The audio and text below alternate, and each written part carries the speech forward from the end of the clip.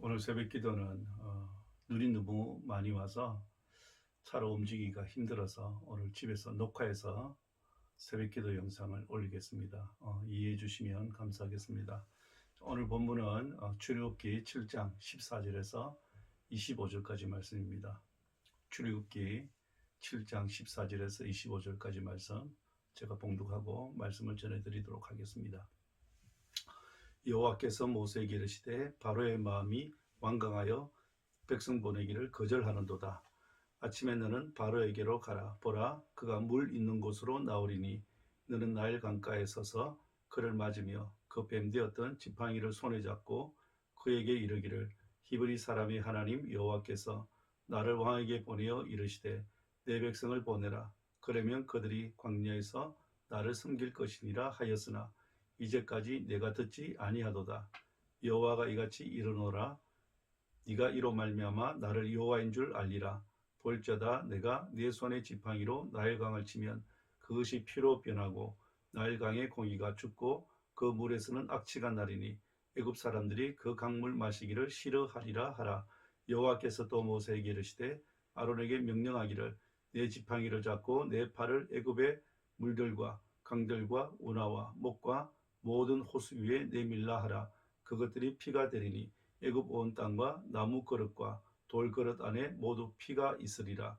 모세와 아론이 여호와께서 명하신 대로 행하여 바로와 그의 신하의 목전에서 지팡이를 들어 나일강을 치니 그 물이 다 피로 변하고 나일강의 고기가 죽고 그 물에서는 악취가 나니 애굽 사람들이 나일 강물을 마시지 못하며 애굽 온 땅에는 피가 있으나 애굽 요수살도 자기들의 요술로 그와 같이 행함으로 바로의 마음이 완악하여 그들의 말을 듣지 아니하니 여호와의 말씀과 같더라. 바로가 돌이켜 궁으로 들어가고 그 일에 관심을 가지지 아니하였고 애굽 사람들은 나일 강물을 마실 수 없으므로 나일 강가를 두루 파서 마실 물을 구하였더라. 여호와께서 나일 강을 치신 후에 이래가 지나니라. 누가 주도권을 가지느냐? 이 파워게임은 삶의 많은 부분에서 일어나는 일들입니다. 특히 남자들 세계에서 이 파워게임은 삶을 결정짓는 아주 중요한 요소라고 할 수 있습니다. 이 주도권 싸움이 가장 치열한 곳이 정치권이라 할 수 있습니다. 정치는 바로 이 주도권 싸움이라 할 수 있습니다. 주도권에서 밀리면 안 된다고 생각하기 때문에 여당과 야당이 죽기 살기로 파워게임을 하는 것입니다. 가정에서도 누가 주도권을 잡느냐 하는 문제로 부부싸움을 하게 됩니다. 사소한 문제처럼 보이지만 알고 보면 대부분 주도권 싸움이라 할 수 있습니다. 우리 신앙생활에서도 이 주도권 싸움은 그대로 드러나게 됩니다. 하나님의 주권을 인정하고 하나님 말씀에 순종하는 것이 믿음 생활이지만 하나님의 주권을 인정하지 않고 자신의 주도권을 가지고 자기 생각대로 자기 마음대로 살아가는 사람들이 있습니다. 우리가 출애굽 사건을 보면서 이 부분을 우리가 잘 보아야 됩니다. 하나님께서 자기 백성을 구원하는 이 모든 일에 전적인 주도권을 행사하셨습니다. 자, 이스라엘 백성을 출애굽하는 일은 사실 모세의 일이 아닙니다. 전적으로 하나님의 일이라 할 수 있습니다. 모세형 아론이 아무리 말을 잘한다 할지라도 그 말 잘하는 것으로 이스라엘을 구원할 수 없습니다. 모세와 아론은 단지 하나님이 도구에 불과합니다. 이 출애굽 사건은 하나님의 주도권을 가지고 행사하시는 하나님의 일이라는 걸 기억하셔야 됩니다. 이 출애굽을 누가 계획하셨습니까? 하나님이 하셨습니다. 출애굽을 위해서 모세를 지도자로 세우신 분이 누굽니까? 하나님이세요. 출애굽을 성취하실 분이 누구십니까? 하나님이십니다. 하나님께서 10가지 재앙을 애굽 땅에 내리신 이유가 과연 뭘까요? 오늘 14절에 보시면 여호와께서 모세에게 이르시되 바로의 마음이 완강하여 백성 보내기를 거절하는도다 그랬습니다. 자, 바로 왕은 이스라엘 백성을 애굽 백성으로 그렇게 생각했습니다. 하나님이 누군데 내 백성을 보내라고 하느냐? 하나님의 주도권을 인정하지 않아요. 반면에 하나님은 이스라엘을 내 백성 이스라엘이라 그렇게 말합니다. 그래서 내 백성 이스라엘을 내보내라고 말씀합니다. 하나님과 바로 왕이 이것 때문에 한판 대결을 합니다. 바로 주도권에 대한 싸움이라 할 수 있습니다. 바로 왕은 하나님의 존재와 하나님의 주대심을 인정하지 않으려고 합니다. 바로 왕은 자기 힘을 믿습니다. 자기 권력을 믿어요. 자기 군사력을 믿습니다. 그래서 하나님 명령을 듣지 않습니다. 하나님은 문제의 원인을 정확하게 알고 계세요. 자, 이스라엘의 문제는 얼마나 힘든 노동을 하는지, 벽돌을 몇 개나 구워야 되는지 여기에 있는 것이 아니었습니다. 이들의 문제는 과연 누구를 섬길 것인가 결정하는 것이었어요. 바로왕을 섬길 것인가 아니면 하나님을 섬길 것인지 그들은 선택하고 결정해야 됩니다. 하나님은 바로왕에게 모세를 보내어서 분명하게 선언했습니다. 이스라엘은 내 백성이기에 나를 섬길 수 있도록 내보내라. 그렇게 말씀하셨어요. 그러나 바로왕은 이스라엘은 애굽의 노예다. 여호와가 누군데 내보내라고 하느냐. 보내줄 수 없다고 말합니다. 그래서 하나님께서 바로에게 이 10가지 재앙을 내리게 됩니다. 하나님이 애굽 땅에 내린 첫 번째 재앙이 뭡니까? 오늘 본문에 보면 물이 변하여 피가 되는 재앙이었습니다. 나일강뿐만 아니라 애굽의 모든 하수가 다 피로 변했습니다. 그런데 출애굽기 오늘 본문 7장 22절을 보면 애굽의 술객들도 똑같이 행했어요. 애굽 요술사들도 자기들의 요술로 그와 같이 행함으로 바로의 마음이 완악하여 그들의 말을 듣지 아니하니 여호와의 말씀과 같더라. 첫 번째 재앙인 이 피재앙도 애굽 술객들도 행하게 되자 바로의 마음이 강팍해집니다. 모세의 말을 듣지 않습니다. 피로 변하는 그 정도는 하나님만 하는 것이 아니고 애굽의 요술사들도 얼마든지 할 수 있다고 큰 소리를 칩니다. 물이 변하여 피가 된 재앙은 시작에 불과합니다. 재앙은 그것만 하나만 있는 것 아니에요. 하나님 10가지 재앙을 준비하셨습니다. 하나님의 주권을 인정하지 않는 바로왕과 애굽 땅에 나머지 재앙들이 임하게 되죠. 결국 애굽 사람들은 바로왕의 이 강팍함 때문에 교만함 때문에 고통을 당하게 됩니다. 그들은 마실 물이 없어서 하숫가를 깊이 두루 팔아야 됐어요. 처음부터 이스라엘 백성을 내보내주었다면 나머지 9가지 재앙은 받지 않아도 됩니다. 고통받지 않아도 돼요. 그러나 바로는 계속해서 강팍해집니다. 결국 바로왕의 이 강팍함, 교만함 때문에 애굽 사람들의 고통이 시작됩니다. 이런 일들이 우리 시대에도 그대로 일어나고 있습니다. 하나님과 바로왕의 이 주도권 다툼은 오늘 우리들의 문제이기도 합니다. 우리가 얼마나 하나님의 주권을 인정하고 하나님을 섬길 것인지, 아니면 내가 내 인생의 주인이 되어서 내 마음대로 살 것인지, 내 욕심대로 살 것인지 하는 것의 싸움이라는 걸 기억하셔야 됩니다. 하나님의 주권을 인정하지 않고 자신의 힘과 능력을 믿고 살면 우리의 인생이 잘 되는 것 같아도 절대로 잘 될 수가 없습니다. 오늘 우리 사회가 이렇게 혼란스럽고 타락하고 부패한 세상이 된 것은 하나님의 주권을 인정하지 않고 인간 스스로가 왕이 되어서 욕심과 탐욕을 살아가기 때문에 우리가 사는 세상이 이렇게 혼란스럽고 어지러운 거예요.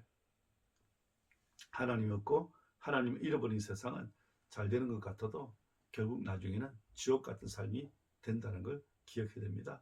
그러기에 우리 인간은 하나님의 주권을 인정하는 것이 중요합니다. 결국 하나님은 강팍한 바로왕을 심판하시고 이스라엘 백성을 구원하기 위해서 10가지 재앙을 애굽 땅에 내리십니다. 그래서 이 출애굽기 7장부터 11장에 보면 이 10가지 재앙이 소개되고 있습니다. 그런데 이 10가지 재앙은 그냥 우연히 아무렇게나 행해진 것이 아니었습니다. 하나님은 분명한 목적과 의도를 가지고 행하세요. 이 애굽 땅에 하나님의 능력을 드러내기 위해서 10가지 재앙을 행하셨다는 걸 기억해야 됩니다. 그리고 무엇보다도 이 10가지 재앙은 애굽 사람들이 의지하고 살았던 애굽 신들을 무너뜨린 사건이라는 걸 기억하셔야 돼요. 애굽의 신들과는 비교할 수 없는 분이 여호와 하나님이심을 만천하에 드러낸 것이라 할 수 있습니다. 하나님 애굽 땅에 있는 거짓 신들 10가지 재앙으로 다 무너뜨리셨어요. 이 10가지 재앙이라는 것은 단순히 엄청난 힘과 능력을 가지고 바로왕을 이기는 것만을 의미하는 것은 아닙니다. 이 10가지 재앙의 하나하나가 모두 애굽이 믿고 의지하던 그 모든 우상들이 얼마나 거짓된 것인지를 드러내는 일들이었습니다. 첫 번째 피재앙을 통해서 나일강은 피로 변했습니다. 그래서 그 속에 있던 모든 물고기들은 죽고 물에서는 악취가 나고 그 물들은 마실 수가 없는 그런 물이 되고 말았습니다. 그리고 나일강뿐만 아니라 애굽에 있는 모든 물들도 다 피로 변해버렸습니다. 이건 정말 엄청난 재앙이 아닐 수가 없습니다. 물이라는 것은 우리들에게도 그렇지만 농사를 주업을 하던 이 애굽은 너무너무 중요한 것이었어요. 특히 이 나일강은 애굽 땅에 있어서는 생명의 젖줄이라 할 수 있습니다. 해마다 이 나일강은 정해진 시가 되면 물이 불어나서 주변의 이 땅들을 옥토같이 만들었습니다.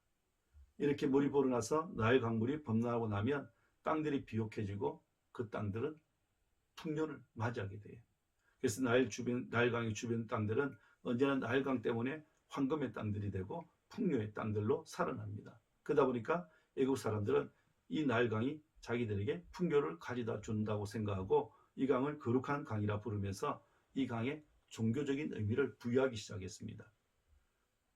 그게 바로 애굽에 있어서는 나일강의 신이라고 불리우는 오시리스라고 합니다. 이 오시리스 신이 나일강을 다스리고 오시리스 신이 자기들에게 풍요를 준다고 믿은 거예요. 그러니까 나일강이 하나의 우상이 된 거예요. 신이 된 거라는 거예요. 근데 하나님께서 지금 이 오시리스라고 하는 신이 다스린다고 하는 그 나일강을 피로 만들어 버렸습니다. 죽음의 강으로 만들어 버리셨어요. 그리고 이런 일을 행하신 시기가 언제입니까? 바로 나일강이 범람해서 온 땅을 적셔줄 바로 그 시기였습니다. 그러니까 애국 사람들은 지금 나일강이 범람해서 풍요를 가져다 주기를 기다리고 있는데 그런 시기에 애굽 전역에 지금 풍요 대신에 피해, 죽음이 가득하게 됐으니까 얼마나 충격이 컸겠어요. 사실 첫 번째 재앙은 마지막 10번째 재앙을 예고하는 것이라 할 수 있습니다. 하나님께서는 애국 사람들에게 이런 재앙을 주시면서 이적만 보여주신 것 아니었습니다. 이 재앙을 주실 때는 하나님께서 애국 사람들이 섬기는 그 나일강의 신이 얼마나 헛되고 존재하지도 않는 헛된 우상에 불과한지를 알게 하셨어요. 사실 여러분, 나일강에 풍요를 주신 분이 누굽니까? 하나님이세요. 하나님께 세상을 창조하시고 믿는 사람에게나 믿지 않는 사람들에게나 동일한 은혜를 베풀어 주세요. 믿는 사람이나 안 믿는 사람에게 똑같이 비를 주십니다. 물을 공급하시고 풍요를 주세요. 이것을 가리켜서 우리는 하나님의 일반 은총이라 그렇게 말합니다. 여러분, 바로에게 왕의 지위를 허락하신 분이 누굽니까? 하나님이십니다.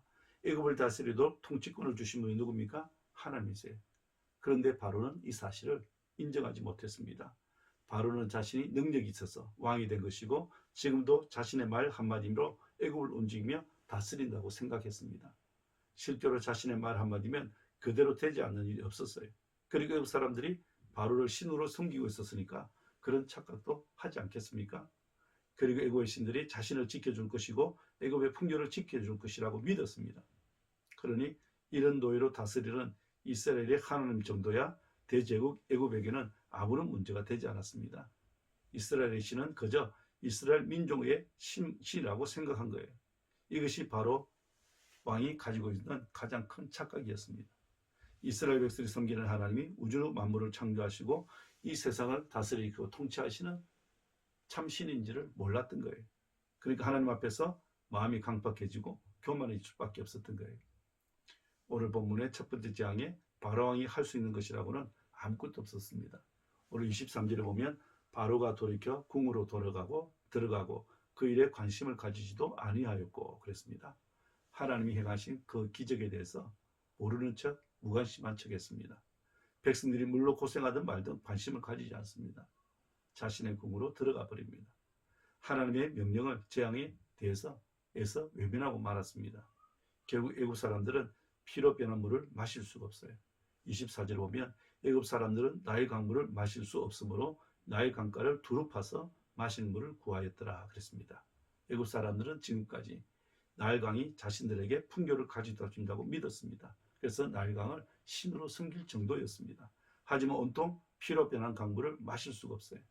아무리 마실 물을 구해보려고 하지만 구할 수가 없었습니다. 여러분, 하나님이 주시지 않으면 우리는 인간은 한 모금의 물도 마실 수 없다는 걸 기억하셔야 됩니다. 공기 하나도 물 한 모금도 양식 한 톨도 하나님이 주시지 않으면 우리가 마시거나 먹을 수가 없어요. 하나님의 주권에 순종하지 않으면 어느 누구도 살아남을 수가 없습니다. 여러분, 인간끼리는 자존심 싸움도 할 수 있어요. 하지만 하나님 앞에서는 자존심 싸움은 아무런 소용이 없습니다. 버티는 것도 외면하는 것도 다 쓸데없는 짓이에요. 오직 하나님 앞에서는 순종만 있을 따름입니다. 만약에 바로가 정말로 하나님과 싸워서 주도권을 가지려고 한다면 어떻게 될까요? 애굽의 요술사들을 시켜서 모세를 통해서 만든 피가 된 나일강을 다시 정화시키는 일을 해야 합니다. 그러나 바로의 요술사들은 모세가 만든 그 재앙, 기적을 무효화시키지를 못했습니다. 애굽의 술객들, 요수사들은 한 컵의 물을 피처럼 변화시키긴 했지만 나일강 전체를 피가 되지는 못하게 했어요. 그리고 모세가 만든 피로 변한 그 나일강을 정화시키지도 못했습니다. 여러분, 우리가 하나님께 대항하려고 하지만 할 수 있는 범위는 제한됩니다. 그래서 하나님께 대항하고 싸우는 것은 가장 어리석은 것이라 할 수 있습니다. 오늘 본문에 하나님이 하시는 일은 인간 그 어느 누구도 막을 수 없다는 거예요. 그 사람이 최고의 절대 권력을 가졌다 할지라도, 세계 최강의 권력자 할지라도 하나님이 하시는 일을 막을 수 없습니다. 하나님이 인간에게 제지당할 뿐이 아니세요. 인간에게 제지당하는 하나님이라면 그분은 하나님이라 할 수 없습니다. 바로는 건데 순종하지 않습니다. 그래서 어떻게 됩니까? 바로의 강팍함과 어리석음 때문에 겪지 않아도 될 9가지 재앙을 당하게 됩니다. 결국 마지막 재앙, 애굽의 모든 장자가 죽는 끔찍한 재앙을 겪게 됩니다. 바로 왕의 이 불신앙, 이 강팍함, 이 교만함이 자기 백성들을 망하게 만들어요. 이렇게 어리석은 지도자가 어디 있겠습니까? 여러분, 하나님 명령은 저항한다고 해서 이길 수 있는 것이 아닙니다. 하나님 명령을 외면한다고 해서 되는 것 아니에요. 인간이 저항한다고 해서, 외면한다고 해서 하나님의 계획을 포기하거나 하나님께서 중단하신 분이 아닙니다. 하나님이 하시고자 하는 계획은 반드시 이루신다는 걸 기억하셔야 돼요. 그래서 우리가 하나님을 알고 올바로 알고 섬기는 게 이렇게 중요합니다. 세계 대제국의 왕이 되었다 할지라도 하나님을 모르니까 얼마나 교만하고 얼마나 착각하고 있는지 모릅니다. 하나님과의 주도권 싸움은 게임이 되지 않습니다. 지금까지 하나님과 주도권 싸움에서 이긴 역사가 없습니다. 역사가 없어요. 자, 오늘 말씀을 통해서 하나님의 주권을 인정하는 것이 사는 길이고 순종하는 것이 축복의 비기름을 기억하시고 금년에도 하나님의 주권을 인정하고 하나님 말씀 앞에 순종하며 살아가는 오늘 저와 여러분 되시기를 주님의 이름으로 축원합니다. 아멘.